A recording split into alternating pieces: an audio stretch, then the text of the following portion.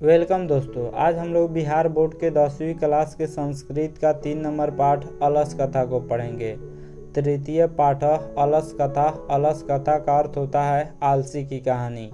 सबसे पहले पाठ परिचय को जान लेते हैं। यह पाठ विद्यापति द्वारा रचित पुरुष परीक्षा नामक कथा ग्रंथ से संकलित एक उपदेशात्मक लघु कथा है। विद्यापति ने मैथिली, अवहट तथा संस्कृत तीनों भाषाओं में ग्रंथ रचना की थी। पुरुष परीक्षा में धर्म, अर्थ, काम इत्यादि विषयों से संबद्ध अनेक मनोरंजक कथाएं दी गई हैं। अलस कथा में आलस के निवारण की प्रेरणा दी गई है। इस पाठ में संसार की विचित्र गतिविधि का भी परिचय मिलता है। अलस कथा पाठ पुरुष परीक्षा नामक कथा ग्रंथ से लिया गया है, जो एक उपदेशात्मक लघु कथा है। इस कथा से हमें उपदेश मिलती है और इस कथा के लेखक विद्यापति हैं। विद्यापति ने मैथिली, अवहट तथा संस्कृत तीनों भाषाओं में ग्रंथ की रचना की। पुरुष परीक्षा में धर्म, अर्थ, काम इत्यादि विषयों के संबंध में अनेक मनोरंजन कथाएं दी गई है। इस पाठ में आलस के निवारण की प्रेरणा दी गई है। सबसे पहले जान लेते हैं आलस किसको कहा जाता है।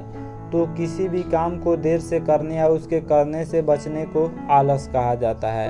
और आलसी किसको कहा जाता है, तो जो सुस्त यानी निकम्मा होता है उसे आलसी कहा जाता है। आलसी व्यक्ति जीवन में सक्रिय नहीं होता है और समय पर अपना काम नहीं करता है। इस स्वभाव के लोग काम से बचने के बहाने ढूंढते हैं या फिर अपना काम दूसरों से करवाते हैं। इसी प्रकार के हम लोग 4 आलसी पुरुष की कहानी इस पाठ में पढ़ने वाले हैं। चलिए शुरू करते हैं पाठ को। अयम पाठ विद्यापति कृतस्य कथा ग्रंथस्य पुरुष परीक्षेति नामकस्य अंश विशेषो वर्तते। पुरुष परीक्षा सरल संस्कृत भाषायां कथा रूपेण विभिन्ना मानव गुणानां महत्वं वर्णयति, दोषानां च निराकरणाय शिक्षां ददाति। इसका हिंदी अर्थ होगा, यह पाठ विद्यापति रचित कथा ग्रंथ पुरुष परीक्षा नामक ग्रंथ का अंश विशेष है। पुरुष परीक्षा कथा ग्रंथ में मानवीय गुणों पर प्रकाश डाला गया है और दोषों को दूर करने की शिक्षा दी गई है।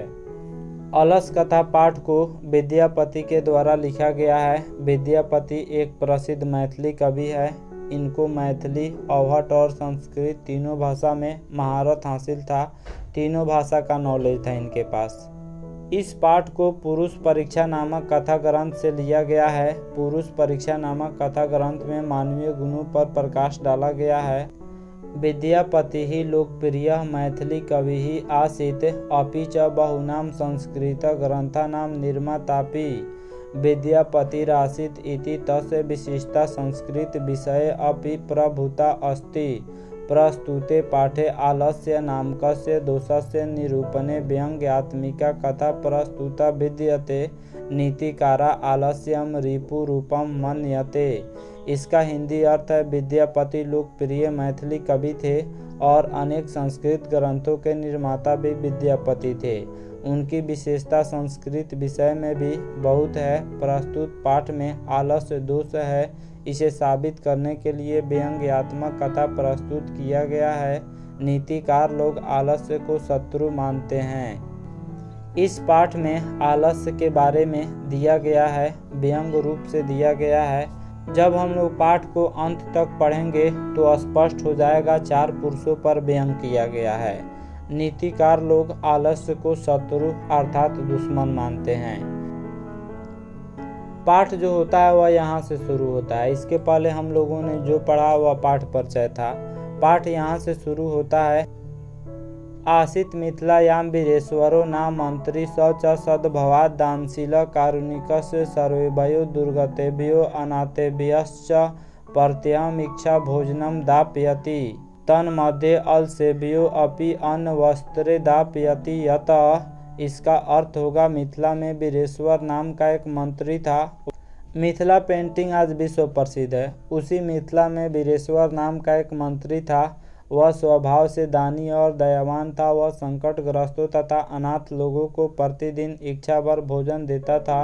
वह आलसियों को भी अन्न वस्त्र देता था, क्योंकि कहा गया है कि निर्गतिनां च सर्वेषामल्स प्रथमो मतः किंचिन क्षमते कर्तुम जस्ट नापि वह नीना।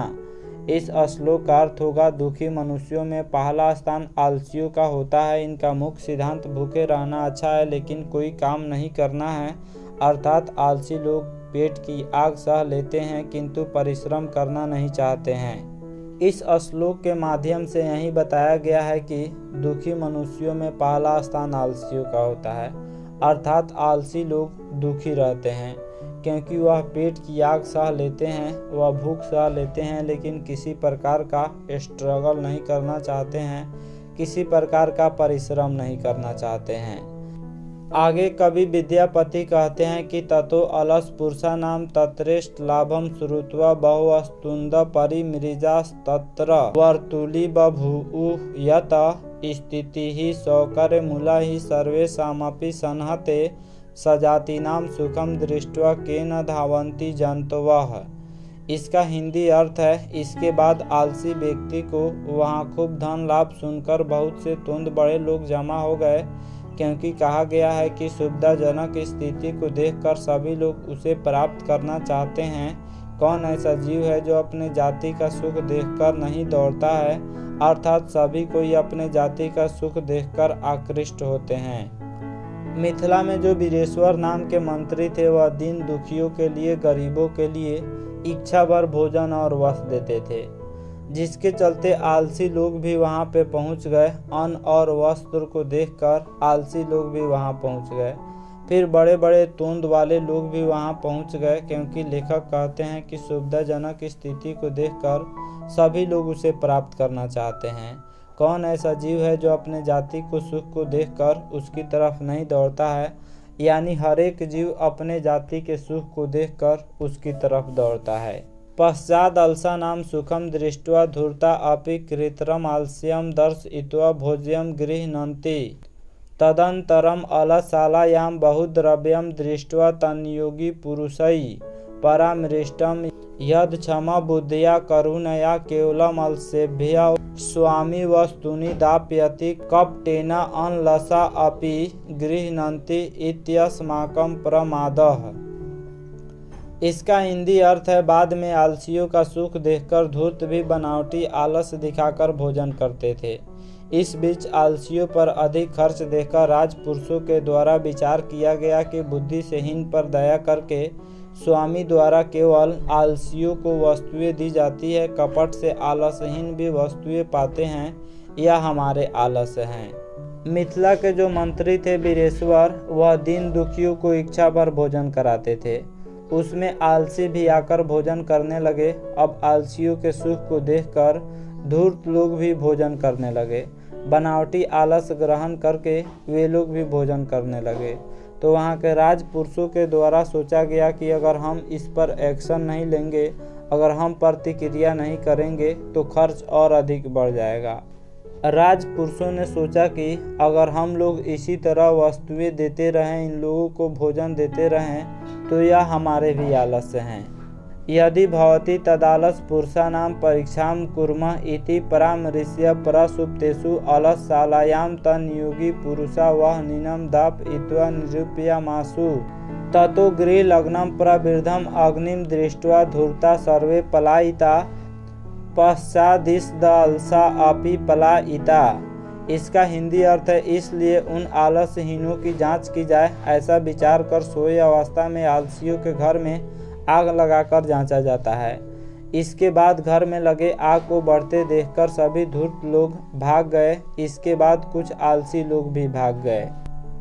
चत्वारः पुरुषास्त्रैव सुप्ताः परस्परं मालपन्ति एकेन वस्त्रावृत मुखे नोक्तम अहो कथमयं कोलाहल द्वितीय नोक्तम तर्कयते यदस्मिन् गृहे अग्निर्लग्नो अस्ति तृतीय नोक्तम कोऽपि तथा धार्मिको नास्ति य इदानीं जलाद्रैवा शोभिः कटैवांशमान् प्रावृणोति चतुर्थे नोक्तम अयवाचाला कति वचनानि वक्तुं शकुनथ तूष्णीं कथम न तिष्ठत। इसका हिंदी अर्थ है, चार व्यक्ति वहीं सोए थे तथा परस्पर बात कर रहे थे। एक ने कपड़े से मुख ढककर बोला, अरे हल्ला कैसा।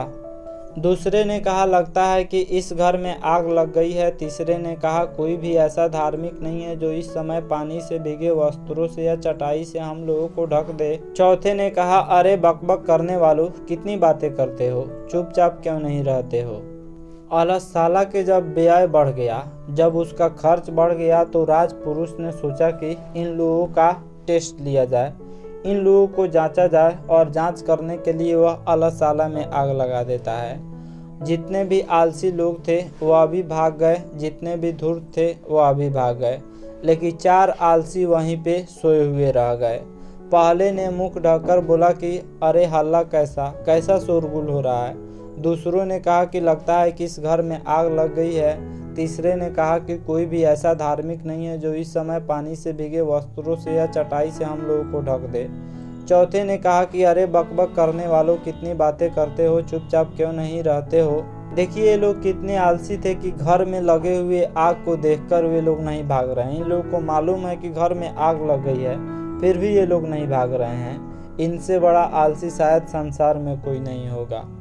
ततः चतुर्नाम अपि तेषामेवं परस्परलापं श्रुत्वा वह नीनं च प्रवृद्धमेषामुपरि पतिष्यन्तं दृष्ट्वा नियोगी पुरुषैर्वद्भयेन चत्वारो अपलसा केशेषवावाकृष्य गृहीत्वा गृहाद् बहिर्गृहीता पश्चातानालोक्य तैर्नियोगिभिः पठितम्।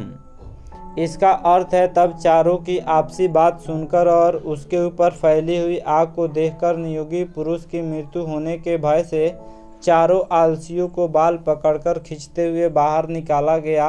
तब उन्हें इस प्रकार देखकर नियोगी पुरुष द्वारा कहा गया कि पतिरेव गति स्त्रीणाम बालानाम जननी गति नालसानाम गति काची लोके कारुणिकम बिना पश्चातेषु चतुर्षु ततो अप्यधिकतरम वस्तु मंत्री दाप्यमास। नियोगी पुरुष के द्वारा कहा गया कि स्त्रियों का रक्षक पति होता है, बच्चों का रक्षक माँ होती है, लेकिन आलसियों का रक्षक दयावान पुरुष के अलावा संसार में और कोई नहीं होता है। और बाद में उन चारों को पहले से भी अधिक वस्तुएं मंत्री द्वारा दी जाने लगी। देखिए इस पाठ में क्या होता है। मिथिला के मंत्री वीरेश्वर थे जो स्वभाव से दानशील थे और वह दीन दुखियों को इच्छा भर भोजन और वस्त्र देते थे। वहाँ के सुख को देखकर बड़े बड़े तोंद वाले आलसी लोग भी जमा होने लगे और उस आलसियों के सुख को देखकर बनावटी आलस ग्रहण करके लोग वहाँ पे वस्त्र और भोजन ग्रहण करने लगे। वहाँ के अधिक खर्च को देखकर वहाँ के राजपुरुषों के द्वारा सोचा गया कि अगर हम लोग कुछ नहीं करेंगे तो यह दान व्यर्थ ही जाएगा। इसलिए राजपुरुष ने उस अलस-साला में आग लगा दिया। जितने भी धूर्त लोग थे सब भाग गए, लेकिन 4 आलसी वहीं पे सोए हुए रह गए। पहले आलसी ने कपड़ा से मुंह ढके हुए कहता है कि कैसा कोलाहल है, कैसा शोरगुल है। तो दूसरे ने कहा कि लगता है कि घर में आग लग गई है। तीसरे ने कहा कि कोई धार्मिक व्यक्ति नहीं है जो भीगे हुए वस्त्र से, भीगे हुए कपड़ा से या चटाई से हम लोगों को ढक दे। चौथे ने कहा कि क्यों बकबक करते हो, चुपचाप सोने क्यों नहीं देते हो। इन चारों आलसियों से बड़ा संसार में कोई आलसी नहीं हो सकता है। सुन रहे हैं कि घर में आग लगी हुई है, फिर भी ये लोग नहीं भाग रहे हैं। उसके बाद वहाँ के राजपुरुष को इन चारों आलसियों पर दया आ जाती है और चारों आलसियों को राजपुरुष बाल पकड़ के बाहर निकालते हैं और राजपुरुष कहते हैं कि पतिरेव गतिः स्त्रीणाम बालानाम जननी गतिः नालसानाम गतिः काची लोके कारुणिकम बिना।